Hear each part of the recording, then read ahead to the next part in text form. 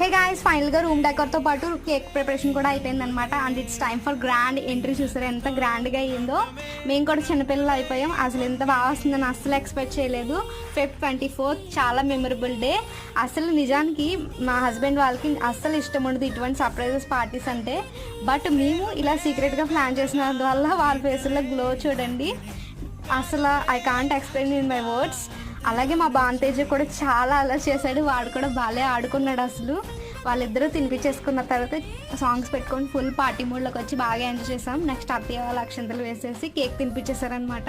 నిజానికి కేక్ కూడా చాలా బాగా వచ్చింది.